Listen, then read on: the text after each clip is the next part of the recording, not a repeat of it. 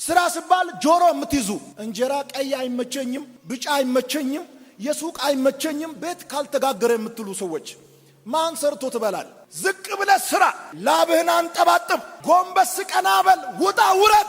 የእጅን ስራ ይባርካል። ከሰይጣን ቀጥሎ ሰነፍ ነው የሚያስጨንቀኝ በጣም ማለት ነው። አይመቸኝም።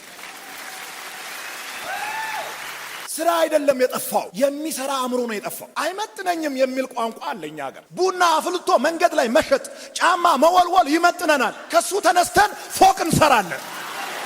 6 ቀን ሰርቶ በሰባተኛው ቀን ምን አለ?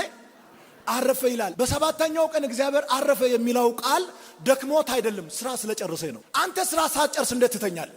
ወፍራም ብርድ ልብስ ለብሰህ ትራስበ ሪሞት ወስደ ቲቪ እየቀየርክ እንትና ቻናል ከዛ እሱ ዳቦ እንዲያመጣል ቱማጋይ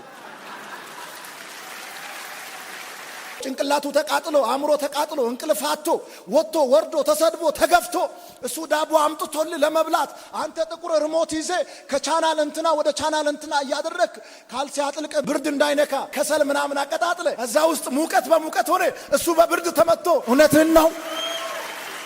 እንደ ሰነፍ እግዚአብሔር የሚጠላው ነገር የለም። ምሳሌ ምዕራፍ 26 ላይ የእግዚአብሔር ቃል ሲናገር አለንጋ ለፈረስ ልጓም ለአህያ በትር ለሰነፍ ጀርባ ነው። መዝሙር ዳዊት ምዕራፍ 14 ቁጥር 1 ላይ በምትመለከቱበት ጊዜ ሰነፍ በልቡ እግዚአብሔር የለም ይላል። መውጣት መውረድ አይፈልግም። ወፍራም ብርድ ልብስ ለብሶ ተኝቶ እግዚአብሔር የለም፣ እግዚአብሔር ቢኖር ኖሮ እኔ አልራብም ይላል። ስራ አንተ ሰነፍ። እኛ ክርስቲያኖች በስራ እንታወቃለን። እኛ አማኞች ስንጀምር እንደ ዓለማውያን በ100 ሚሊዮን አይደለም ምን ጀምረው በ10 ብር እንጀምራለን። የእግዚአብሔር አብሮነት ከኛ ጋር ስለሚሆን ከ2 ዓመት በኋላ አስመጪና ላኪ እንሆናለን። አስደናቂ የሆነ ጉብኝት አንዳንድ ሰዎች ቤት ይሆናል። በዚህ ዓመት ትንቀሳቀሳላችሁ። በዚህ ዓመት ትንቀሳቀሳላችሁ። በዚህ ዓመት ትሰራላችሁ። በዚህ ዓመት ታገለግላላችሁ።